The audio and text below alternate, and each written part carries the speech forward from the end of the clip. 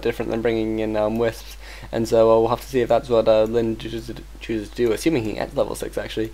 He is getting mana burnt now, and he is TPing out straight away, and actually I think there's a bit of a false TP. Oh, actually no, these dots coming from behind eventually. That's definitely worth TPing away from, but it looks like ThomasG just in a whole lot of trouble now.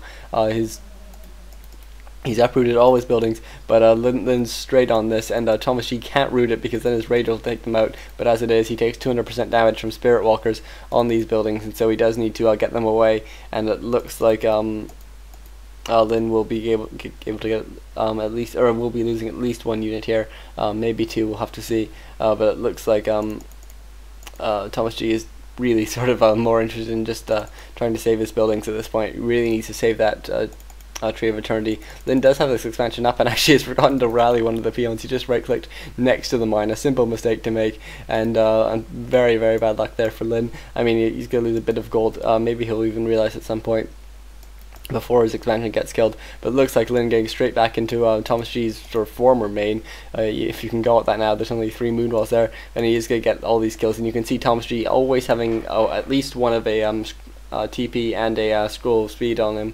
I think he's always had a TP actually on him as well, and you can see he just hits and run, and between the cost of losing these Moonwalls and the pillage, he's really sort of paying for himself here, and it's a bit of a shame actually he didn't TP to this Great Hall here. Maybe if he had a Voodoo Lounge around, he would have done that, because he then would have definitely been able to get out of there if he needed to, but instead actually it looks like these last few Cockle Goblins are going to be more than enough to take out those that last Moonwell, and this expansion not looking like it's too good for ThomasG, who still has 333. Obviously 444 isn't a huge amount better.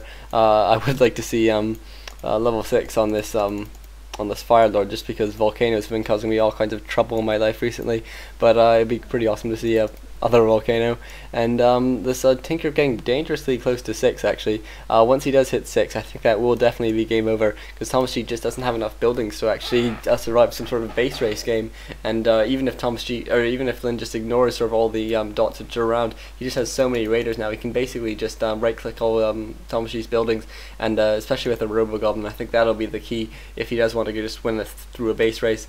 And looks like this Demon Hunter, is he going to go shopping? Yeah, he probably will, maybe buy he doesn't, oh actually no, he's got a creep here.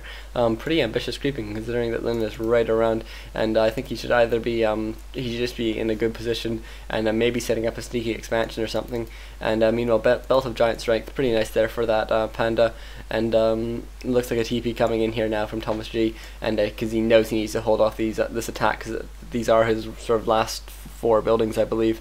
I don't count the gold mine as a building in itself, because it can be killed by killing another building, and it looks like ThomasG in a lot of trouble now. So many raiders here for Lin, still 1-2 upgrades, but there's only so much Haze Fire can do, and Lin just getting really, really nice positioning there on those dots, managing to take them all out, and it looks like this might well be over now. But such a nice strategy there from Lin. Obviously it wouldn't be something that you could play in every game, and it won't be like the new standard or anything, don't get too excited. So many low raiders here actually. Will Lin be able to get them away, or will he not even care? Level 6 there on that Tinker, doesn't have enough mana for Robogoblin, and he uses it all. There he goes with that giant axe, and level 4 now on that Panda. I think is it 444? No, 443 actually for ThomasG. If he actually had some units left, this would actually be a really nice combination here for ThomasG, but unfortunately he does not, and Panda now pops an Invuln Pop, but I don't think that's going to be enough. We are seeing a bunch of low raiders here, and ThomasG is actually doing a good job of picking them off now, but this sort of almost 1200 hit point Tinker with a whole bunch of extra armor, who does a whole bunch of extra damage, will be able to take that. Ooh, actually no, that Panda gets staffed away at the last second there. Very nice there by him, but this Tinker is actually chasing him down. Obviously he's immune to Cyclone now as well, which is just so annoying for ThomasG, and one hit takes out that Panda level 4, and I don't think that Panda's ever going to be coming back now.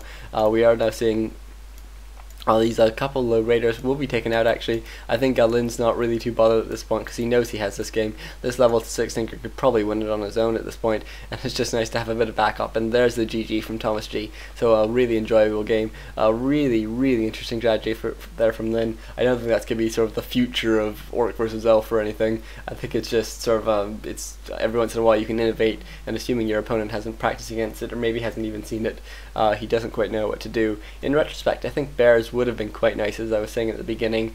Obviously, you can take out these factories quite quickly, and you take sort of the splash damage does less to you and stuff.